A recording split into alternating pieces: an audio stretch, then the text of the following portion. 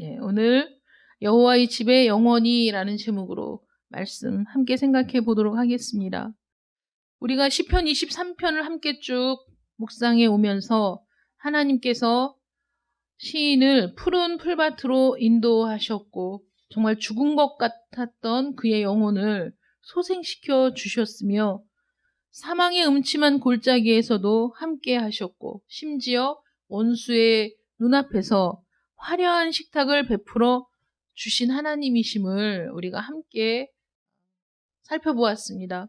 더군다나 그 머리에 기름을 부으시면서 영원토록 그 하나님의 은혜가 머물러 있는 존재라는 사실을 확신시켜 주시고 하나님께서 그를 선택하셨고 그 선택에는 후회하심이 없다는 그 놀라운 은혜와 진리를 발견한 이 시인이 앞으로 내가 이런 은혜를 받았는데 내가 이런 사랑을 받았는데 내가 어떻게 살아야 할 것인가를 생각하고 오늘 6절 말씀에서 자신의 결단을 표현하고 있다는 거죠. 내 평생의 선하심과 인자하심이 반드시 나를 따르리니 내가 여호와의 집에서 영원히 살리로다 라고 확신 가운데 자신의 결단을 노래하고 있습니다. 이런 결단에는 세상이 흔들 수 없는 그런 확신이 이 시인의 마음속에 생겼기 때문이죠. 그 모든 인생의 경험을 통해서 이 세상은 결코 흔들 수 없는 그런 확신을 갖게 되었는데 그것이 무엇이냐? 바로 하나님의 성품에 대한 것이었다는 거예요. 하나님의 선하심과 인자하심이 반드시 자기를 따르리라는 확신을 갖게 되었다는 거죠. 여기에서 따르리니라는 이 말이 히브리어로 라다프라고 하는데 이거는 추격하다라는 뜻이 있습니다. 그래서 결코 포기하지 않는 굳센 의지로 끝까지 쫓아가서 잡는 그 동작을 의미하는 겁니다. 우리가 뭐 드라마 추노 이런 거에서 보듯이 도망친 노예를 잡는데 진짜 뭐 생명을 걸고 사력을 다해 쫓는 추격자 앞에서 사람들이 얼마나 불안과 공포에 떨며 끝내는 그 잡혀서 비참한 최후를 맞이하는 그런 모습들이 또 묘사가 되었었습니다.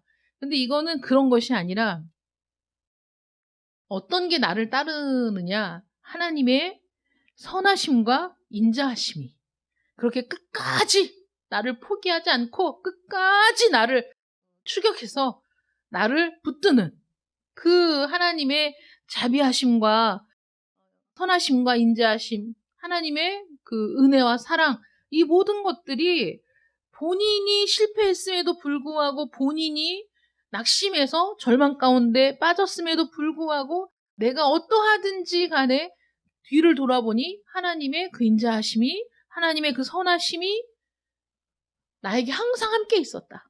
라는 사실을 확인하는 가운데 야, 나의 평생에 지금까지의 삶에 이 하나님의 선하심과 인자하심이 나와 함께 하지 않았다면 내가 이런 은혜를 누릴 수 있었겠는가? 내가 이런 그 모든 역경을 이겨내고 이 자리에 있을 수 있겠는가라는 생각을 할 때 너무나 감격스러웠던 것이죠. 그래서 하나님의 그 성품이 어떠한 것인가? 또 그 하나님의 성품이 결코 나를 떠나지 않을 것이라는 그 확신, 그것을 확인하게 되었는데 이런 모든 일들은 시련과 고난의 골짜기를 지나면서 깨닫게 되었다는 거죠. 평안한 가운데가 아니라 시련을 겪으며 실패를 경험하며 고난의 골짜기를 지나가다 보니 야, 거기에도 하나님의 은혜가 있었구나. 거기에서도 하나님이 나와 함께 하셨구나.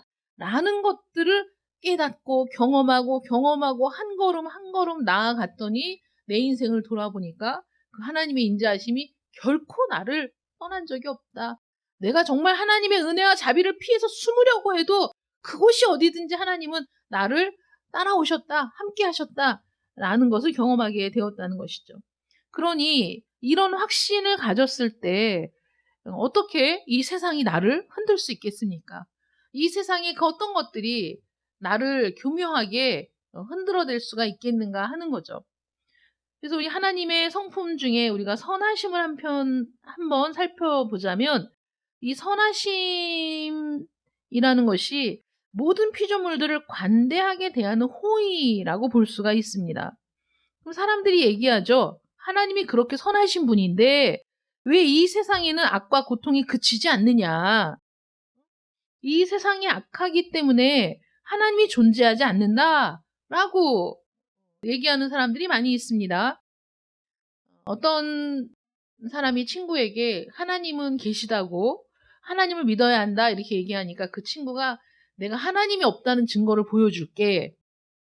그러더니 한 10분을 하나님을 향하여 정말 입에 담을 수 없는 욕설을 막 한 거예요. 그러고 나서 봐. 내가 이렇게 욕을 해도 아무 반응을 보이지 않으니 하나님은 없는 거야 라고 얘기했어요. 그랬더니 친구가 하는 말이 그러니까 하나님이 계신 거야. 네가 그렇게 해도 하나님이 너를 관대하게 보고 계신 거다. 이렇게 얘기했다는 일화가 있습니다. 그래서 많은 사람들은 그렇게 하니까 세상이 악하니까 이렇게 맨날 날마다 이 슬픈 소식들이 쏟아지는 이 세상에 신이 존재할 리가 없다. 하나님이 존재할 리가 없다라고 얘기하지만 그것이 하나님이 계시다면 이 세상은 평화로워야 되는 거 아니야?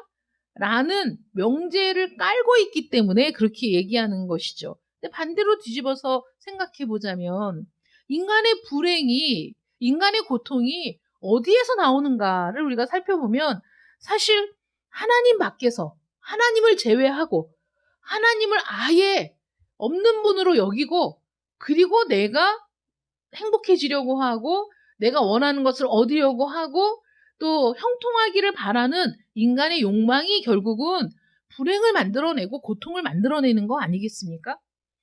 하나님을 배제한 인간들의 삶은 고통일 수밖에 없다는 사실을 부인하기 때문에 하나님이 계시면 행복해야지, 평화로워야지 라고 얘기하는 것이죠.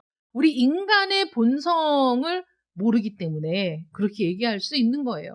그래서 하나님께서는 인간이 자신의 욕망 때문에 하나님을 배제하고 살아가고자 하는 그 죄악 때문에 이 세상이 혼란스럽고 또 불행하고 또 일어나지 않아야 할 일들이 일어나며 이런 그 고통의 골짜기가 되는 것을 하나님께서 허용하시는 이유는, 내버려 두시는 이유는 그런 고통 때문에, 그런 아픔 때문에 또는 이 세상에 대한 절망 때문에 그 자리에서 하나님께 돌아오게 하시려는 하나님의 사랑과 배려라는 것이죠. 그래서 많은 사람들이 죽을 것 같은 고통에서 돌아왔을 때 왜 더 감격하여 하나님의 사랑을 노래하느냐? 왜 하나님의 은혜와 자비를 칭송하느냐? 내가 그 고통의 자리에 있어 보니까 거기는 하나님이 없었던 곳이죠. 내 현실이 상황이 바뀌지 않았지만 내가 하나님을 만나고 나니까 세상이 달라지는 겁니다. 세상에 대한 내 생각이 달라지는 거고 나의 판단이 달라지고 그리고 내가 어떤 존재인지를 깨닫게 되는 순간에 나는 모든 것이 완전히 이전과는 다른 사람이 되었다, 거듭났다 라는 감격을 누리게 된다는 거죠. 그리고 하나님의 인자하심이 히브리어로 헤세드라고 합니다. 헤세드라는 말은 여러분들이 여기저기서 들어본 말일 텐데 이 헤세드는 하나님의 사랑의 성품입니다. 그래서 가치 없는 인간을 향해서 자비를 베푸시는 그 사랑을 의미할 때 헤세드라고 얘기하죠.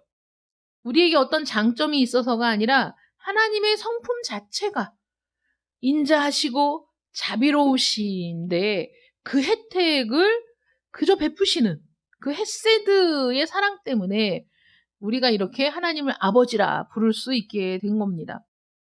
누구든지 주님께 피하면 주님은 그들을 결코 버리지 않으시고 사랑하십니다. 예전에 그 로마가 굉장히 황금기를 보낼 때 그 로마의 그 새벽에는 빵을 가득 실은 그 마차들이 거리로 쏟아져 나와서 빵을 거저 나누어 주었다고 해요.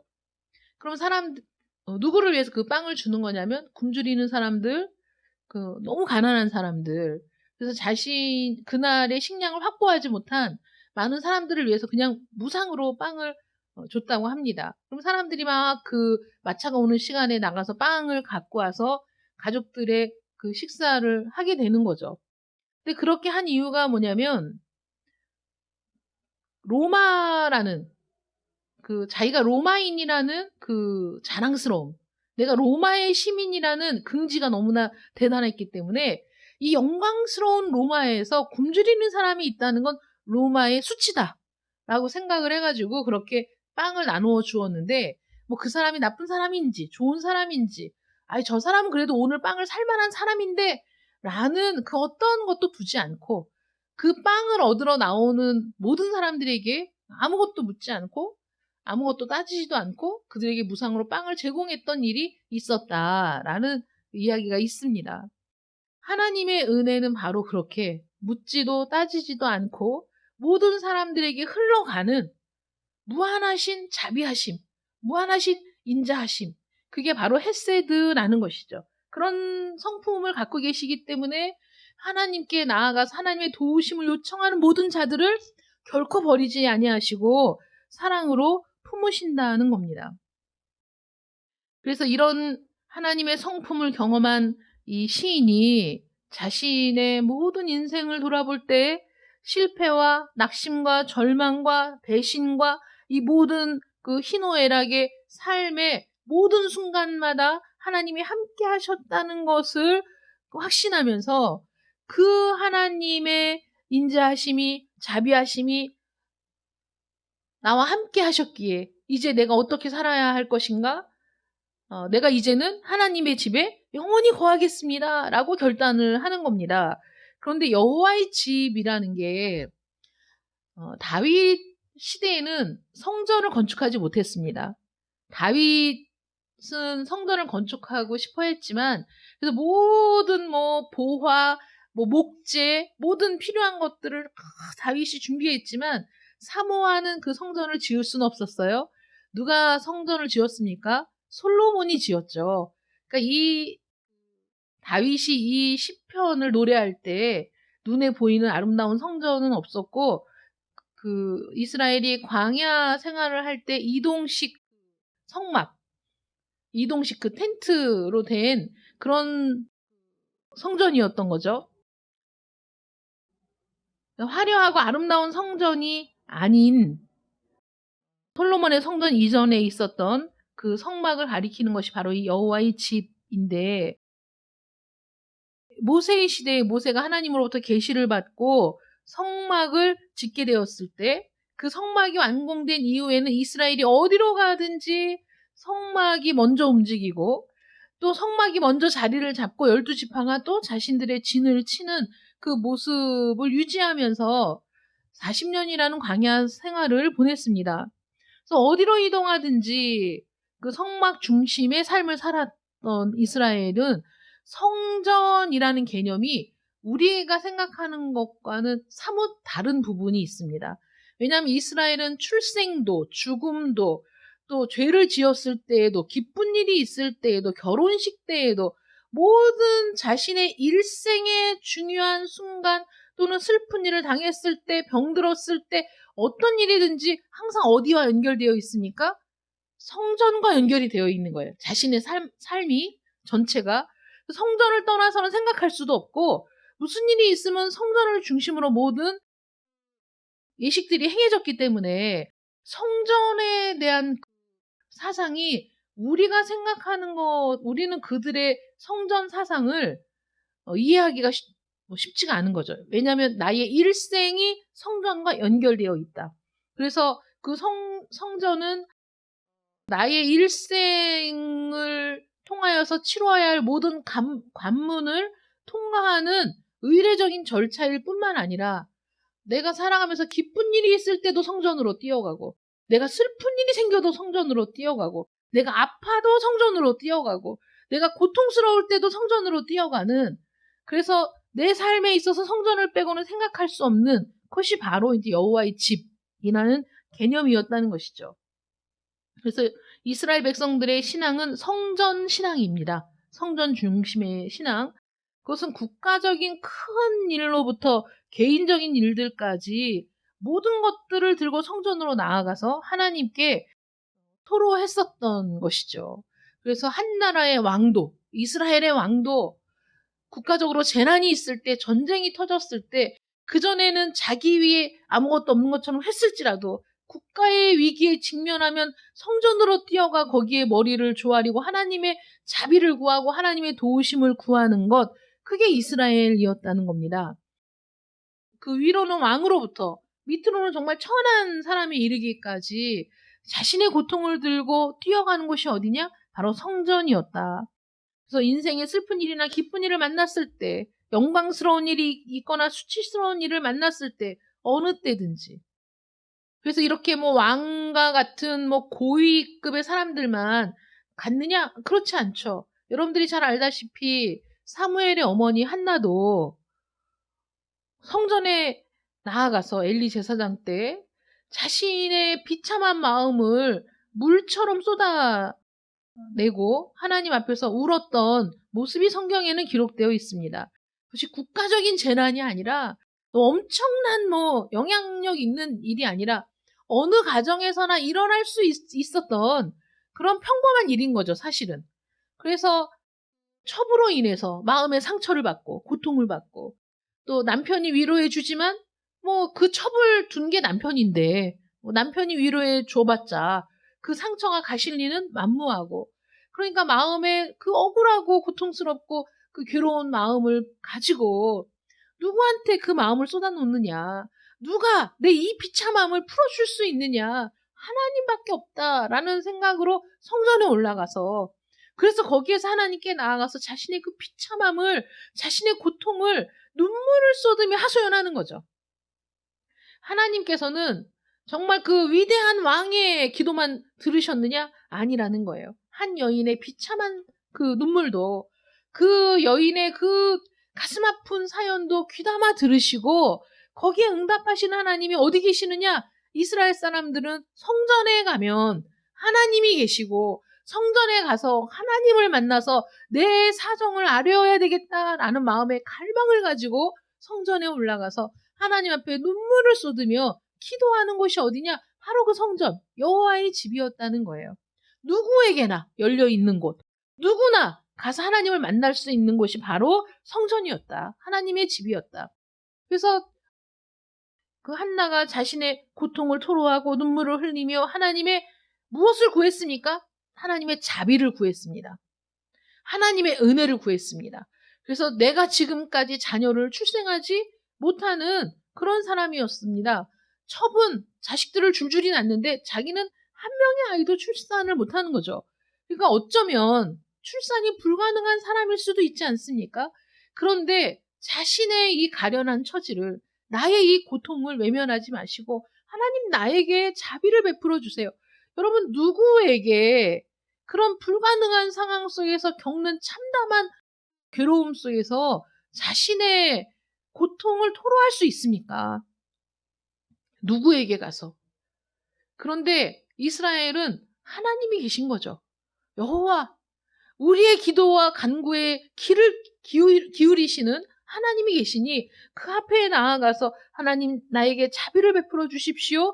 은혜를 베풀어 주십시오. 내가 지금 상황이 이렇습니다. 나에게 아들을 주십시오. 라고 간절히 기도하여 얻은 아들이 사무엘이라는 거죠. 그래서 위로는 왕으로부터 밑으로는 천한 종에 이르기까지 누구에게나 열려 있어서 누구든지 하나님을 찾는 이들이 갈 수 있는 곳, 바로 여호와의 집이라는 겁니다. 그것이 신약시대에 와서는 교회라는 것이죠. 교회. 그래서 이스라엘 백성들이 성전을 중심으로 성전이 없이는 자신들의 삶을 설명할 수도 없고 자신들 그 이스라엘이라는 나라의 정체성도 성전을 빼고는 말할 수 없었던 것처럼 이제 신약시대에 와서 예수 그리스도를 통하여 구원받은 모든 신자들은 교회를 빼놓고는 우리가 우리의 삶을 생각할 수가 없는 겁니다. 그래서 우리가 구원받은 그 순간에 우리 모든 신자들은 교회에 접붙임 바 되었다. 예수 그리스도가 머리가 되시고 모든 신자가 그 몸을 이루는 하나의 무형의 커다란 교회 안에 우리 모두가 다 들어가서 그 교회를 이루고 있다는 겁니다. 그것이 우리가 모이는 이 공동체, 이런 교회, 우리 오직 예수 교회라는 이 공간에서 우리는 크게는 그 예수 그리스도를 머리로 하는 그 무형의 교회, 모든 신자들이 그 예수 그리스도와 연결되어 있는 그 교회에 소속되어 있는 성도라는 사실을 자각하지만, 그러나 지역적으로 우리가 이곳에 모여서 함께 예배를 드리며 여기를 교회, 그러니까 우리가 교회지만 우리가 함께 모여 예배하는 공간으로서 가시적인 이 오직 예수 교회라는 공간이 중요하지 않은 게 아니지 않습니까?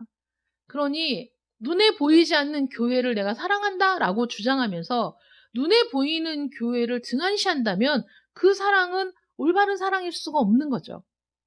마찬가지로 너희가 하나님 아버지를 사랑한다면 육신의 아버지를 공경하는 것이 마땅하다라고 말씀하시는 것이 비슷한 의미인 거죠. 눈에 보이지 않는 하나님을 사랑한다고 말하면서 눈에 보이는 내 가족을 사랑하지 않는다. 또는 도움이 필요한 자들에게 내가 손을 내밀지 않는다. 그러면 내가 하나님을 사랑한다는 증거가 어디 있느냐? 우리의 삶이 하나님을 사랑한다는 것을 드러내는 삶이어야 하고, 우리의 삶이 하나님을 경배하며 예배하는 신자로서의 삶을 드러내야 한다면, 그것이 올바른 신자라면 당연한 거 아니겠습니까? 그래서 이스라엘이 성전 중심의 삶을 살면서 그 성전이 자신의 인생에 없어서는 안 될 곳으로 여기고 정말 중요한 순간마다 성전을 찾았던 것처럼, 우리도 기쁜 일이 있으면 교회가 생각나고 슬픈 일이 있어도 교회 가서 기도해야지. 그게 바로 교회 아니냐 이거예요. 상징적으로.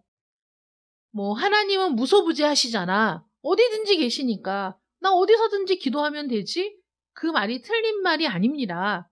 하나님은 무소부재하시죠. 그런데 노래방에서 노래하면서 회심한 사람이 있습니까? 술 마시면서 술에 진탕 취해서 하나님의 말씀을 기억하고 회심하여 돌아오는 사람이 있느냐 하는 거예요. 가다가 개중에 정말 그럴 수도 있겠죠. 그럴 수도 있겠지만은, 그러니까 아예 없어라고 우리가 단정을 지을 수 있는 인생이 아니지만은, 그러나 대체적으로는 교회에 와서 말씀을 듣다가 회심하고 기도하다 회심하고 찬양하다가 감격에 겨워 눈물을 흘리며 하나님의 은혜를 경험하는 일이 훨씬 더 많은 거 아니냐 하는 거예요. 그러니 그렇게 우리가 은혜를 나누는 공간, 하나님을 예배하는 공간, 하나님과 함께 교제를 나누는 공간을 우리가 사랑하지 않는다면, 그러면 우리가 눈에 보이지 않는 무형의 교회를 사랑한다는 증거가 되겠느냐. 뒤집어서 얘기하면 우리가 그리스도를 머리로 한 온 우주적인 교회에 속해 있음을 내가 확신하며 내가 그 교회를 사랑해 라고 얘기하는 사람들은 눈에 보이는 가시적인 교회도 사랑할 수밖에 없고, 그리고 그 교회를 가꾸는 일에도 우리가 헌신할 수밖에 없다는 것이죠. 그래서 은혜를 받고 하나님의 사랑을 깨닫고, 그리고 하나님 앞에 굴복하며 하나님의 은혜 앞에서 내 삶을, 나의 평생을 드리기로 결단하는 자들마다 교회에 헌신하는 거죠. 교회 자체에 헌신하는 게 아니라 예배의 공동체인 교회, 은혜의 공동체인 교회. 그래서 우리가 가시적으로 함께 모이고 그 하나님의 나라를 볼 수 있는 공간을 사랑함으로써, 그래서 내가 일찍 나와서 청소도 하는 거고 봉사도 하는 거고 그런 거 아니냐고요. 어떤 목사님이 그런 얘기를 하시더라고요. 성전을 건축한 게 아니고 어떤 그 공간을 빌려서 예배를 드리는데, 어떤 공간을 빌려서 예배를 드리는 주중에는 이제 다른 YMCA인가? 그걸로 쓰고 있고, 예배를 드리는 시간만 공간을 대여해서 예배를 드리는 그 교회에서 새벽 예배를 드리는데, 누군지 모르지만 화장실 타월을 항상 새 걸로 교체해 놓으시는 분이 있었다는 거예요. 아무도 모르게. 일찍 나와서, 아니면 기도하고 사람들이 다 가고 나면 어느 틈엔가는 그 타월들을 다 새 걸로 교체해 두고 그분이 이제 가지고 가서 세탁을 다 해가지고 그 다음에 새벽이면 또 다시 타월을 교체하는, 어느 순간에는 이제 다들 그걸 느끼게 된 거죠. 누가 이렇게 타올을 항상 이렇게 깨끗하게 세탁을 해서 이렇게 바꿔놓는 것일까? 그렇게 궁금해하던 차에 그 목사님이 정말 우연치 않게 그 현장을 목격했다는 거예요. 그래서 어느 분이 저렇게 봉사를 하시는구나 라고 알게 되었는데, 교역자들을 불러놓고 내가 누군지, 그 봉사하시는 분이 누군지 알게 됐다. 그런데 혹시라도 그 봉사하는 걸 보더라도 절대 함구하고 아는 척하지 말아라. 그분이 그렇게 남모르게 헌신하는 그 기쁨을 방해하지 말고 빼앗지 말아라. 이렇게 말씀하셨다고 하더라고요. 그러니까 그렇게 봉사하는 분은 내가 이렇게 봉사하는 걸 누군가가 알아주기를 바라서 하는 게 아니라 마음에 하나님을 향한 사랑이 넘치니까, 기쁨이 넘치니까 내가 뭐라도 할 수 있는 일을 할 수 있는 게 없을까를 생각하면서 본인이 결단을 하신 거죠. 작정하신 거지.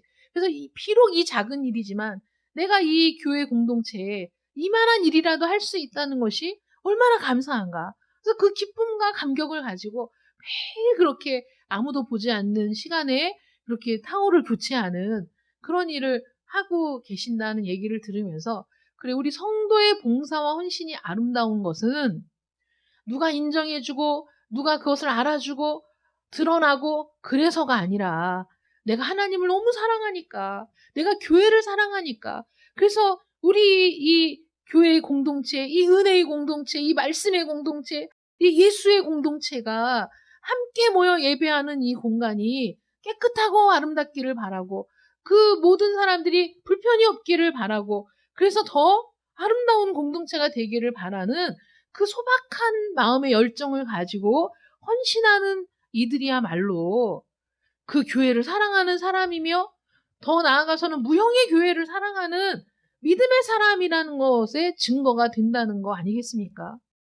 그저 왔다 가는 것으로 만족하고, 그저 왔다 가면서도 불만이 많고, 이거는 왜 이래, 저거는 왜 이래, 교회가 이거는 이렇게 갖춰줘야지, 저거는 저렇게 갖춰줘야지, 이런 요구들은 많지만 자신이 그 중에 하나를 감당하고자 하는 열정도 없고 애정도 없는 사람이 과연 교회를 사랑하는 사람인가라는 것이죠.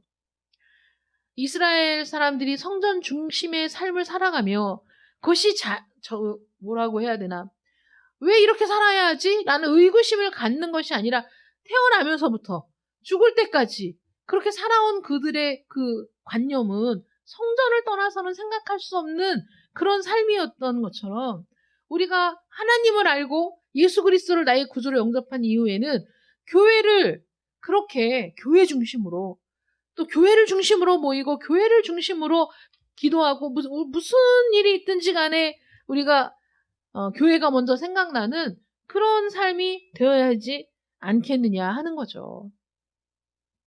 그래서 교회를 우상화하라는 것이 아니라 우리 마음이 항상 그렇게 있을 때, 그래야 하나님과의 건전한 관계, 깊은 관계 속에 들어갈수록 사실 그런 봉사와 헌신은 교회에 나타날 수밖에 없고 집중될 수밖에 없다 하는 겁니다. 그래서 이 시편 기자가 자신의 일생을 돌아보면서 이렇게 결단하는 거 아닙니까? 내 평생에 하나님의 인자하심과 자비가 정녕 나를 따르리니, 선하심과 인자하심이 반드시 나를 따르리니 내가 여호와의 집에 영원히 살겠다. 내가 여호와의 집에 영원히 거하겠다. 내가 여호와의 집과는 떨어져서 지낼 생각이 없다. 라고 결단하는 거 아니겠습니까? 요즘에는 뭐 교회 옮기는 것도 교회를 쇼핑하듯이, 그래서 이 교회 가보고 저 교회 가보고 나에게 가장 맞는 교회가 어디인가를 찾으면서 그래서 교회를 선택하는 사람들이 많고, 그래서 요즘에 그런 교회를 특정해서, 교회를 정해서 그 교회에서 한 공동체로 살아가며 희노애락을 경험하며 신앙의 역경을 통과하면서 성장해 나가기를 바라지 않고 그저 그 광야를 생활하던 이스라엘 백성들처럼 광야 교인이 많다 이렇게 표현하더라고요. 그래서 교회를 쇼핑하듯이 이 교회도 가보고 저 교회도 가보고, 그래서 이 교회 갔더니 괜찮은 것 같아갖고 다니다 보니까 이거 뭐 마음에 안 들어? 그럼 또 다른 교회 알아보고 다른 교회 다니고, 이래서 유랑하는, 유랑하는 성도들이 지금 굉장히 많다라고 얘기하더라고요. 근데 그렇게 해서는 신앙이 성장할 수가 없습니다. 하나님이 고난과 역경 가운데 우리를 부르시고 또 그런 사망의 음침한 골짜기를 지나갈 때 하나님의 선하심과 인자하심이 정녕 나를 따르리는, 반드시 나를 따른다는 사실을 경험하게 하셔서, 그래서 하나님과의 그 교제가 깊어지며 정말 하나님을 붙들지 않고 하나님과 함께하지 않고는 내 인생이 결코 만족스러울 수 없고 행복할 수 없다는 사실을 경험하도록 우리를 이끄시는 하나님의 안배와 그 배려를 우리가 깨닫는다면 내가 어떤 공동체에 소속되어 있든지 간에 그 공동체 안에 뿌리를 내리고 그래서 그 안에서 우리가 성장해 나가며 고난을 견디며 역경을 견디며 때로는 시험에 당하고 때로는 상처를 입어도 그 공동체 안에서 함께 성장해 나가는 것이 바른 성도의 자세이지, 이렇게 이 교회 저 교회 쇼핑하듯이 다니며 자기 마음에 드는 교회를 찾아다니는 것은 결코 성도의 신앙 성장에 도움이 되지 않는다. 그래서 이 다윗처럼 내가 여호와의 집에 영원히 거하겠습니다. 내가 이 공동체에서 하나님의 은혜와 사랑을 경험하며 어떤 힘들고 어려운 일이 있어도 내가 그것을 하나님의 시련과 연단으로 생각하여 견뎌내면서 성장하기를 원합니다. 라는 결단이 여러분들에게 있기를 축원합니다. 오늘은 종교개혁 주일입니다. 종교개혁 주일에 여러 가지 생각해 볼 것들이 많겠지만은 많은 우리 신앙의 선조들이 잘못된 길에서 돌이키고자 하는 노력, 그래서 뭐 교조주의라든지 잘못된 신앙의 어떤 정형화된 형태를 고집하는 거기에서부터 탈피하여 말씀으로 돌아가자라는 모토를 가지고 종교개혁이 시작이 되었고, 그래서 우리 그 개신교가 뿌리를 내리며 성장하는 그런 토대가 되었습니다. 여전히 우리 개신교는 말씀을 붙들고 말씀으로 돌아가자라는 개혁주의 신앙을 따르고 있습니다. 그래서 어떤 것이 우리의 관습이 되고 또 관념이 되고 또 그것이 고착화되어서 그것이 아니면 안 된다라고 고집하는 것이 아니라 우리가 이렇게 나아가다가도 말씀에 위배되는 것이 눈에 띄면 바꿀 수 있고 또 말씀이 우리를 이끄시는 대로 또 그렇게 갈 수 있는 그런, 그래서 지금도 우리는 개혁주의의 노선을 따라 변화하고 개혁해 나가며 하나님의 뜻을 따르는 그런 신앙의 노선을 지금 따르고 있는 거죠. 우리가 이런 신앙의 생활을 할 때 우리가 말씀대로 말씀을 중심으로 말씀으로 돌아가자라는 의미에는 여러 가지가 있습니다. 인간과 인간의 관계에 있어서도 또 인간과 국가의 관계에 있어서도 우리는 말씀을 중심으로 살아가고자 하는 노력을 게을리하면 안 됩니다.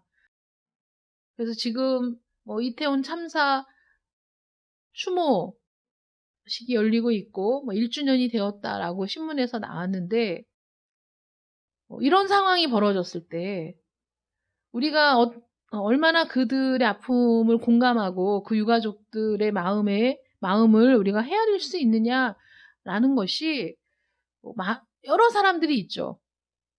그들을 비난하는 사람들, 왜 그런데 가가지고 그런 일을 당했어라고 비난하거나 이걸 리서치 해보니까 혐오 또는 그들을 향한 비난 이런 발언이 30%가 댓글들이 40%가 됐다고 하더라고요. 그러니까 우리가 다른 사람들을 대할 때 그 사람이 어떠한 그 모습 때문에 우리는 항상 그런 편견을 가지고 있잖아요.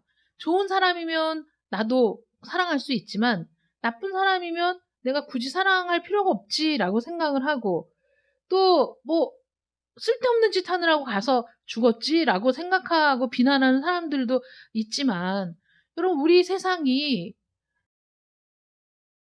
이태원 참사 때 희생당한 많은 희생자들을 보면 여러 가지 이유로 그 공간에 있었기 때문에 희생당한 분들이 많이 있고 설령 그들이 할로윈 축제 때문에 거기에 모였다고 하더라도 제가 알기로 거의 10몇 년 전부터도 유치원에서 공식 행사가 할로윈 행사 행사가 시작이 됐었고, 그래서 유치원 때부터 부모들이 단장하는 거를 도와주고 꾸며서 보내야 되는 이게 공식 행사였어서 그리스도인 부모들이 항의를 해도 그것이 받아들여지지 않아서 갈등이 많이 있었습니다. 그래서 그런 행사들이 고착화되면서 유치원에서부터 어린이집에서부터 또는 초등학생에 이르기까지 그런 문화 속에서 성장한 아이들이기 때문에 거기에 대해서 다른 거부감이 없고 그걸 하나의 축제로 여겨서 즐기는 애들도 많이 있다는 거죠. 젊은 아이들이. 그걸 무조건 어떤 잣대를 들이대면서 그런 행사 한 거 자체가 잘못이야 라고 그들을 비난하며 유가족들에게 2차 가해를 할 것이 아니라 어떤 행사를 하든지 간에 그것이 그런 행사였든지 다른 행사였든지 우리 기독교인들이 어떤 일이 있어서 모일 수 있는 행사도 있고 어떤 일들이 많이 있을 수 있지 않습니까? 그러면 그런 일에 대해서 국가가 해야 할 책임을 감당하는 국가가 되어야지 그것을 거기 모인 사람들에게 책임을 묻는 그런 국가면 안 되지 않느냐 하는 거죠. 그럼에도 불구하고 위에 세운 권위는 하나님이 세운 거기 때문에 무조건 복종해야 된다라고 얘기하는 건 말씀을 제대로 이해하지 못하고 말씀대로 우리가 우리의 생활을, 우리의 신앙을 개혁해 나가는 개혁주의 신앙에도 맞지 않는 소리라는 것이죠. 우리는 국가가 잘못된 일을 해 나가면 국가의 권력이 국민을 핍박하거나 국가의 권력이 이 개인들을 핍박하는 수단으로 사용될 때 우리는 거기에 대해서 부단히 반대를 표명하고 그 권력을 감시할 수 있는 그런 사람들이 되어야 하는 거죠. 기독교인이면서 한 사람의 올바른 지성을 가진 시민이 되어야 하고 그래서 잘못된 일을 잘못했다고 말할 수 있어야 하고 옳은 일은 옳은 일이라고 말할 수 있어야 하는 그런 것들이 있어야 되는데 너무 오랜 시간 동안에 독재 시대를 겪으며 또 일제의 잔재가 여전히 사라지지 않아서 우리의 정신이 잠식되어 있기 때문에 그런 것들을 올바로 분별하지 못하는 그런 일들이 지금도 너무 많이 일어나고 있다는 것이죠. 보수적인 기독교에서 여전히 그런 것들을 또 강요하고 있는 것들이 슬픈 현실이라 이거예요. 종교개혁주의를 맞이해서 우리가 하나님의 말씀을 근거로 해서 올바르게 사람에 대한 관계, 국가와의 관계, 이런 것들이 다시 정립이 되기 위해서는 부단한 노력이 필요하고 공부가 필요하고 그리고 내 사상을, 내 생각을 올바르게 정립해 나가고자 하는 그런 일들이 끊임없이 있어야만 우리가 이 세상의 표류에 휩쓸리지 않을 수 있다는 것이죠. 어떤 한 개인을 공격하고 어떤 한 개인의 잘잘못을 따지는 것이 아니라 국가는 이렇게 해야 된다는 거죠. 나라라면 이렇게 해야 한다. 국가가 국민을 향하여 총뿌리를 들이대는 일은 있을 수 없는 일이고 국가가 국민 한 사람 한 사람의 권리를 무시하는 일이 있어서도 안 되는 것이고 그런 일들도 정말 참 그리스도인들을 통해서 일어나야 할 변화 중에 하나라는 겁니다. 우리가 선한 일에 있어서 두려움이 되지 않고 악한 일에 대해서 두려움이 되는 국가가 돼야 되지 않겠습니까? 우리가 위에 세운 권세에 복종해야 된다는 게 그 복종해야 될 권세가 어떤 권세여야 하느냐? 선한 일을 하는 데에는 두려움이 되지 않고 악한 일을 할 때에는 두려움이 되는 국가. 어떤 말입니까? 올바른 가치를 가지고 국민들을 인도하고 치리하는 그런 국가여야 하는 것이고 그런 국가일 때는 우리가 순종하며 협조하는 것이 마땅한 일이고 그렇지 않을 때에는 우리가 거기에 대해서 반기를 들 수 있어야 하지 않느냐 하는 것이죠. 나치 독일이 될 때 히틀러가 권력의 정점에 서게 되던 그날에 90% 이상이 찬성을 했다고 합니다. 그래서 나치 시대가 화려하게 열리게 되는 거죠. 잘못된 권력, 온 세계를 비탄에 잠기게 하는 그 권력이 자기들 위해 세워질 때 90% 이상의 국민들이 찬성을 했다는 것은 그 안에 있었던 많은 교회들도 거기에 찬성을 했다는 소리가 되는 거거든요. 우리도 그런 잘못을 범할 수 있는 겁니다. 그래서 그런 일들을 우리가 바르게 판단하는 근거가 우리의 어떤 성향 때문이 아니라 우리가 특정한 사람을 지지하기 때문이 아니라 오직 하나님의 말씀을 근거로 하여 어떤 것이 옳은 것인가 어떤 것이 옳지 않은 것인가를 분별하고 옳은 일은 우리가 적극적으로 협력해 나가고 잘못된 일은 우리가 과감하게 끊어낼 수 있는 그런 것들이 오직 그 성령 안에서 지혜를 주시는 우리 머리에 기름을 부으심으로 우리에게 성령을 부으심으로 하나님의 성령이 우리 안에 내재하셔서 하나님의 말씀을 통해 옳고 그름을 분별할 수 있는 사람이 되고 그리고 그것 때문에 우리가 어떤 어려움을 겪고 고통을 당한다고 할지라도 그 일들을 끊임없이 추구해 나갈 수 있는 힘과 능력을 하나님으로부터 얻으며 하나님의 선하심과 인자하심이 나의 평생에 나와 함께 하신다는 그런 확신을 가지고 그래서 하나님의 뜻대로 살겠노라고 하나님의 말씀에 순종하겠노라고 하나님이 말씀하시는 것이라면 그것이 고난의 길이라도 내가 가겠노라고 결단하는 여러분들 되시기를 축원합니다. 이것이 진정한 종교개혁이며 이것이 우리가 한 곳에 머무르며 부패하고 타락하지 않는 옳은 길이 될 것이라고 확신합니다. 기도하겠습니다. 사랑의 하나님 감사합니다. 시편 23편의 말씀을 우리가 한 절 한 절 묵상하며 여기까지 왔습니다. 나의 삶을 돌아보건대 하나님은 정녕 나의 목자가 되어주셔서 나를 푸른 초장으로 쉴만한 물가로 인도하시는 분이시며 죽어가는 내 생명을 다시 소생시켜 주셔서 사망의 음침한 골짜기를 다닐지라도 해를 두려워하지 않을 수 있는 담력을 우리에게 허락하여 주셨습니다. 내 삶을 돌아보니 하나님의 선하심과 인자하심이 나와 함께 있어서 지금 내가 여기 있을 수 있습니다. 하나님 우리가 무엇으로 세상을 분별하며 무엇으로 다른 사람들과의 관계를 회복할 수 있으며 무엇으로 우리가 옳고 그른 것을 판단하여 하나님의 뜻을 실현할 수 있겠습니까? 우리 머리 위에 기름을 부으셔서 성령으로 충만하게 하시고 그 성령이 우리 안에 내재하심으로 말미암아 하나님이 우리를 온전하고 옳은 길로 이끌어 가실 줄 믿습니다. 끊임없이 우리 안에서 하나님의 말씀을 통한 개혁이 이루어질 수 있도록 도와주실 줄 믿습니다. 그러므로 이제 결단합니다. 내 평생에 하나님의 선하심과 인자하심이 반드시 나를 따르리니 이제 내가 여호와의 집에 영원히 거하겠다는 결단이 우리 모두에게 있기를 원합니다. 하나님과 늘 동행하는 저희들 되게 하여 주시옵시고 세상의 불의와 맞설 수 있는 용기를 허락하여 주시옵시며 하나님의 뜻이 관철되기까지 내 삶을 드릴 수 있는 우리 모든 성도들 되게 하여 주시옵소서. 예수님의 이름으로 기도드립니다. 아멘.